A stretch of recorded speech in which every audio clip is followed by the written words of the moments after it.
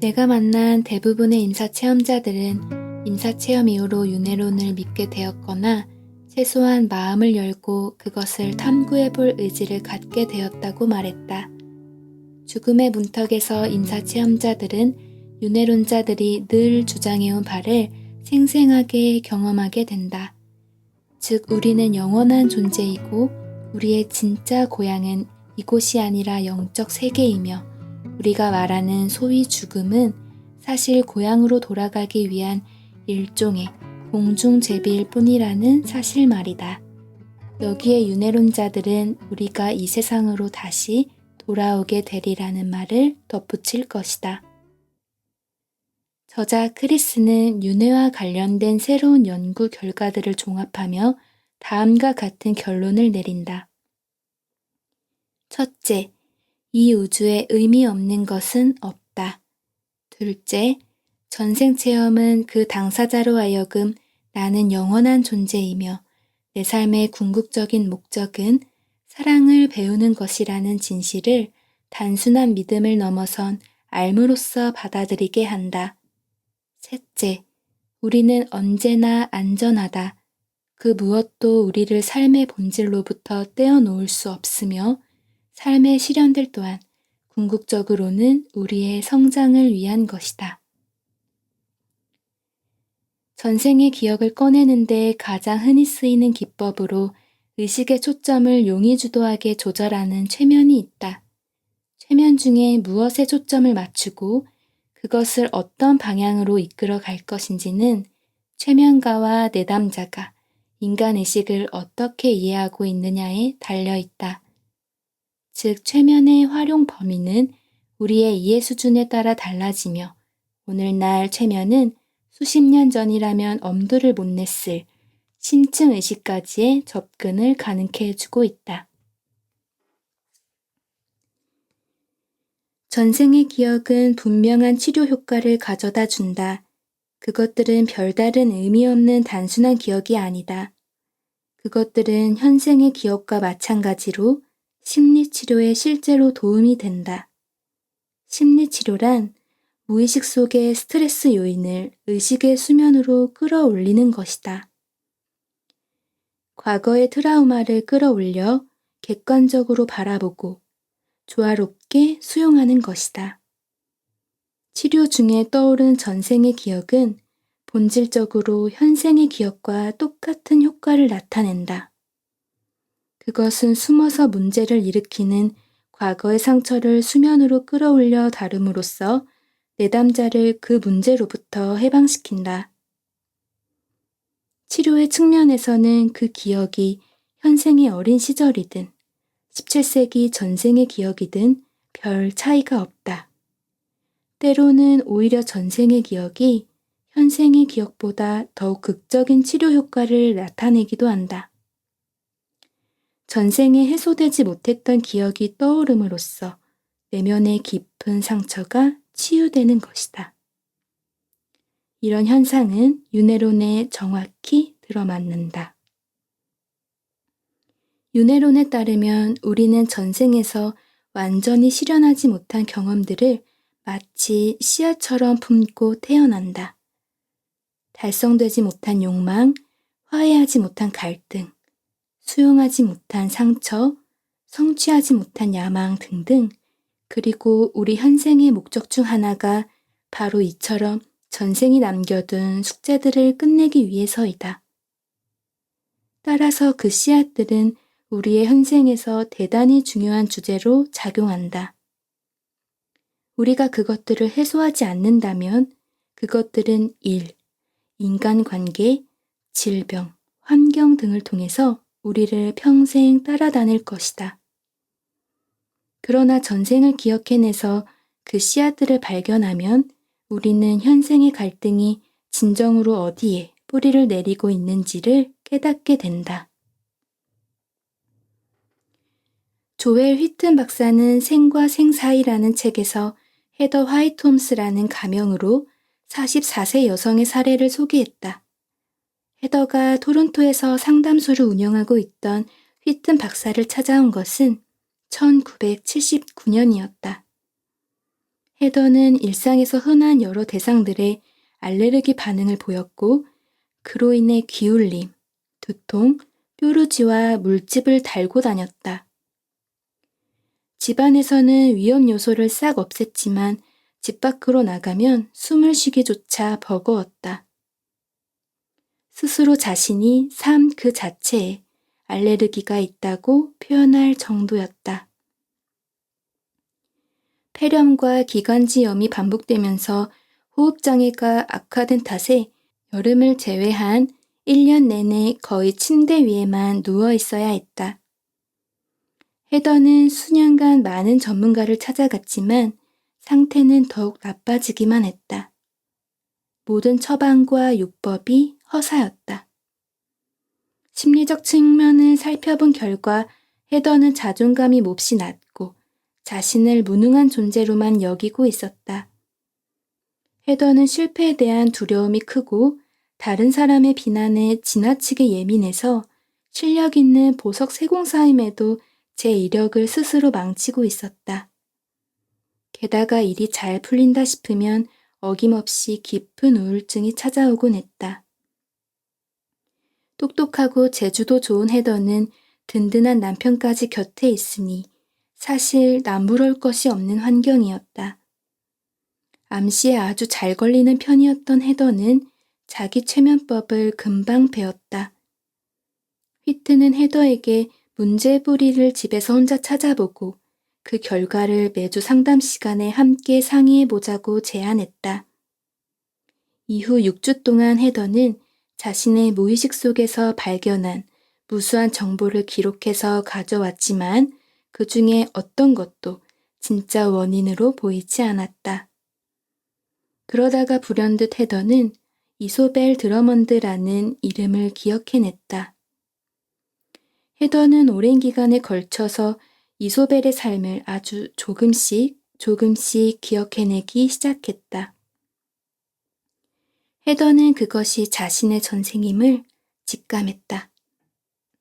처음 떠오른 것은 아름답게 장식된 영국의 한 가정에서 피아노 앞에 앉아있는 이소벨의 모습이었다.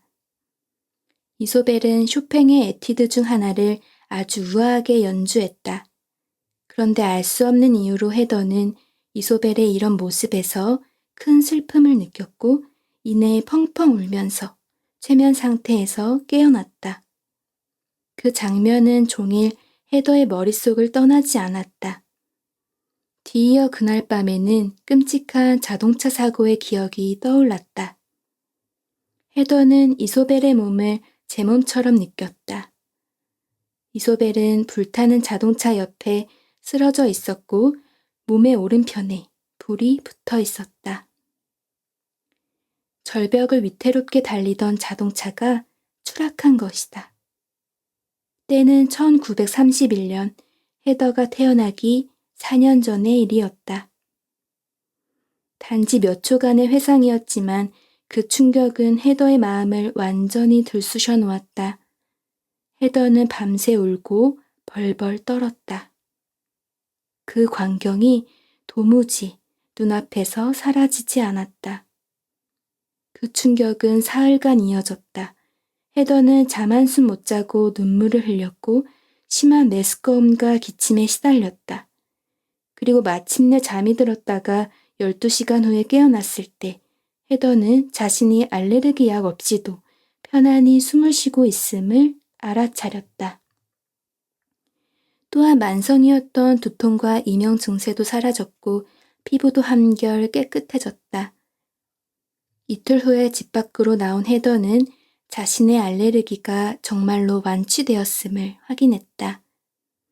그러나 이후로 3주 동안 헤더는 악몽과 우울감, 시도 때도 없이 터져나오는 눈물에 시달려야 했다. 얼마나 힘겨웠는지 휘튼 박사와의 상담 약속조차 지킬 수가 없었다. 이윽고 휘튼과 다시 만나게 되었을 때 헤더는 최면을 통해 다시 한번 전생의 사고 장면으로 되돌아갔고 좀 더 많은 세부적 정보들을 발견해낼 수 있었다. 휘튼 박사는 그녀의 경험을 이렇게 요약했다. 늦은 오후 이소벨은 로버트라는 남자와 함께 자동차를 타고서 지중해 수평선을 화려하게 물들이며 기우는 태양을 향해 거칠게 달리고 있었다. 그 둘은 술이 덜 깬 상태였고 서로 사납게 말다툼을 했다. 로버트의 아기를 뵌 이소벨은 결혼을 원했지만 로버트는 전혀 그럴 생각이 없었다. 화가 난 로버트는 급 커브길의 위험성을 간과했다. 그곳은 주황 레판 근처 마리팀 알프스를 끼고 도는 해안도로였다. 한 구간에서 좁다란 길이 북동쪽으로 획 꺾였지만 그들의 부가티 컨버터블은 속도가 너무 빨랐다. 자동차는 난간을 들이받고는 공중을 날았고 작은 나무들과 덤불을 훑으며 낭떠러지를 튕겨 내려갔다. 튀어나온 바위에 부딪히는 순간 자동차는 크게 폭발했다. 로버트는 운전석에서 그대로 즉사했다. 조수석에서 튕겨나온 이소벨은 모래흙 위에 떨어져 정신을 잃었다. 몇 차례 폭발이 이어지며 이소벨의 오른편으로 불길과 연기가 덮쳐왔다. 이소벨의 옷과 머리카락에 불이 붙었고 곧 오른쪽 얼굴까지 불이 번졌다. 뜨거운 연기에 이소벨의 폐가 상하는 대목을 말하면서 헤더는 심하게 기침을 해댔다. 헤더는 프랑스 소방관들이 사고 장소에 도착해서 이소벨을 근처 병원으로 옮기는 장면을 기억해냈다. 헤더의 알레르기 증상은 이소벨이 사고 시에 유독가스를 마신 데서 비롯되었고 그 장면을 재경험한 후에 사라져 버린 것으로 보인다. 그러나 헤더의 우울감은 그 후로 몇 주간은 더욱 깊어졌다. 여러 차례 상담을 진행하면서 헤더는 이소벨의 삶에 대해 더 많은 정보를 발견했다. 이소벨은 예쁘고 매력적이고 재주도 많았지만 엄청난 사고 뭉치이기도 했다. 부유한 영국 가정에서 태어난 이소벨은 어릴 때 부모를 여인 탓에 자신의 재산과 미모를 시기하는 시종들의 손에서 길러졌다. 제대로 보살핌을 받지 못한 그녀는 이기적이고 자학적이고 사랑을 주고받기는커녕 감정 자체에 무딘 성격으로 자라났다. 19살이 된 이소벨은 피아노를 배우러 뉴욕으로 유학을 왔다. 러시아 출신 유대인인 니콜라우스를 매니저로 고용한 그녀는 미국에서 몇 차례 공연도 했다. 하지만 뉴욕의 화려한 상류 사회가 이처럼 재능 넘치는 미인을 내버려 둘 리가 없었다. 이소벨은 곧 이리저리 휩쓸리며 술독에 빠지기 시작했다. 수많은 파티, 수많은 애인들 때문에 음악은 아예 뒷전으로 밀려버렸다. 안정된 생활을 되찾기 위해 이소벨은 영국으로 돌아가서 니콜라우스와 결혼하기로 결심했다. 하지만 니콜라우스는 남편보다는 아버지에 가까운 사람이었고 결혼 후에도 그녀는 방종을 멈추지 않았다. 그녀는 유럽 대륙까지 오가면서 쉼없이 바람을 피워댔다.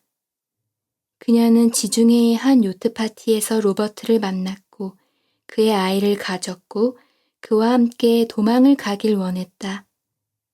런던으로 돌아온 이소벨은 바람을 피운 일로 니콜라우스와 대판 싸웠고 그 길로 집을 나와 로버트의 부가티 자동차를 타고 떠나버렸다.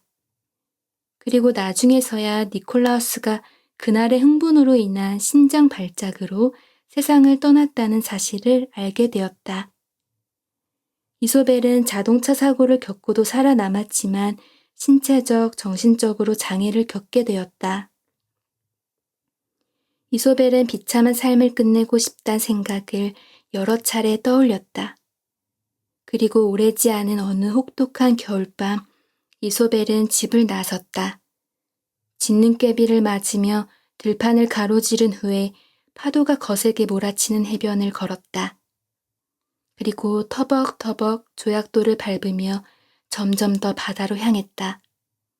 천천히 그러나 멈춤 없이 그녀는 사납게 일렁이는 차디찬 바다로 걸어 들어갔다. 헤더의 깊은 우울감은 이소벨의 절망스런 자살로부터 비롯된 것이다. 헤더가 이소벨의 암울한 죽음을 재경험한 후로 그 우울감은 다시 찾아오지 않았다. 그 후로 몇 달간 헤더는 무려 19개의 전생을 기억해냈다. 그 전생들 대부분에서 그녀는 현생과 마찬가지로 예술 또는 손재주와 관련된 일을 했었다. 그 후로 3년 동안 헤더와 휘튼 박사는 대화 중심의 상담을 통해 그녀가 어린 시절에 겪은 상처를 치유해갔다. 자존감이 높아질수록 그녀의 예술적 능력도 훌륭해졌다. 상담이 종료된 1983년, 이제 그녀를 짓눌렀던 어두운 과거는 깨끗이 해소되었다.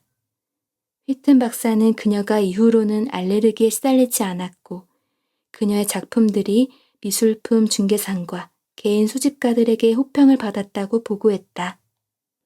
휘튼 박사는 30명 이상의 사람들로 하여금 생과 생 사이에 있었던 물질계 너머의 경험들을 탐험하게끔 인도했다. 그의 연구는 전생의 카르마가 후생의 삶에 어떻게 작용하는지를 잠깐 엿볼 기이한 기회를 제공해준다. 휘튼의 내담자들은 전생의 마지막 순간을 떠올려 묘사하면서 임사체험자들의 증언과 거의 비슷한 표현을 사용했다. 몸으로부터 분리되어 자기 자신을 내려다보고 주변을 떠돌다가 터널 같은 곳을 지나고 흰 빛을 만나고 이번 생을 되짚어보고 등등. 임사체험자들은 그쯤에서 현생을 제대로 마무리하기 위해 다시 지상으로 되돌아온다. 하지만 휘튼의 내담자들은 생과 생 사이의 차원을 뜻하는 바르도에서 무슨 일들이 더 이어지는지 말해주었다. 휘튼은 지상을 떠난 이런 상태의 의식을 초의식이라고 불렀다. 초의식 상태는 지상의 경험과는 전혀 다른 상위의 자각 상태다.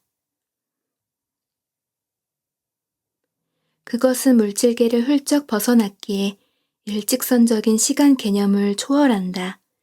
따라서 단순히 죽음부터 환생 전까지의 과정이라는 개념으로 정의 내릴 순 없다. 그 차원에서는 인과의 사슬이 무너지고 모든 일이 동시에 일어난다.